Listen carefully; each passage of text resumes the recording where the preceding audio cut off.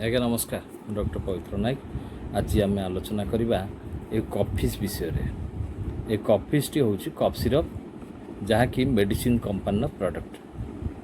ये medicine company product कॉफीज cough syrup तार काम गुड़िक कौन आउ कौ कौ क्षेत्र से काम करे आउ कौ भाया काशरे काम करे से आलोचना करवा। ता सहित तार कंपोज गुड़िक कौन कौ कौ मेडिसिन मिश्रण रे से कफ सिरप टी तैयारी होती से विषय भी आलोचना करवा। विभिन्न प्रकार काशरे ये कफ सिरप टी काम करे। जेकोसी प्रकार काश हो ये कफ सिरप टी जदि नीति नियम अनुसार सेवन करा जाए निश्चय यहाँ आपण मानू काशरू मुक्ति बा रिलीफ मिल। आपण मैंने देखु ये कफ सिरप रे कौन कौन मेडिसिन कंपोज होती मुझे कहूँ। प्रथमतः ब्लाटा, ब्राउनिया, इपिका, जिंजिबर ये चारोटी मेडिसिन को मिश्रण रे ये कफ सिरप टी प्रस्तुत होती।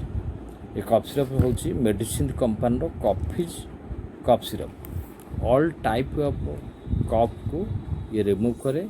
ता सहित dyspnoea with apnoea and breathing problems ये कफ सिरप काम करे।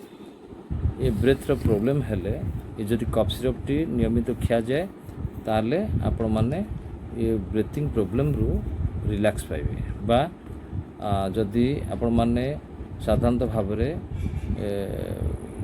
अणनिश्वासी बा निश्वास नेबार कष्ट होता बा पेली हवा काशी काशी बेदम हो जाती बा पेली हवाटा थाए ये कफ सिरप जदि नियमित खिया जाए से रिमूव हो पारे। आउ लगातार काश राति हो दिन हो बा सकाଳେ हो जिते बड़े काश होता है लगातार लहरिया काश होते ये औषध आपण माने मुक्ति पाइपर। जदि ड्राए कफ न बाहरिक सुखिला काश होता है ताहले भी ये औषध खाई बा ये कफ सिरप टी खाई आपण माने ये काशर मुक्ति पाइपर। विभिन्न प्रकार कफ सिरप न खाई ये जदि कॉफी सिरपटा जदि नियमित आप खाइबे देखिए विभिन्न प्रकार काशर रु मुक्त पाइबापी यहाँ निहाती बा बहुत भल कफ सिरप। ये मेडिसिन कंपनी कॉफीज कफ सिरप देखो ये कफ सिरप कि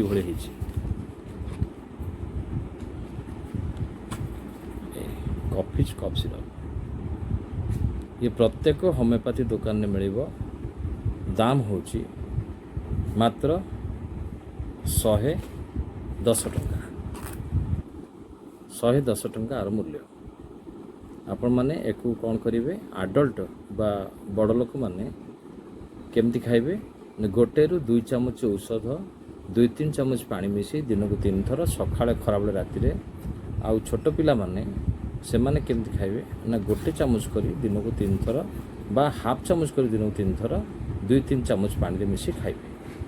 आपको नियमित खातु आउ आपण मानकर जो काशिबा द्वारा जो कष्ट अनुभव करुछंती ता देहरु मुक्ति पांतु। आपण मान तो जानिले कफ सिरप टी कौन कौन काम करे आउ कोठी मिले। एतिकरे मु रहूची। नमस्कार।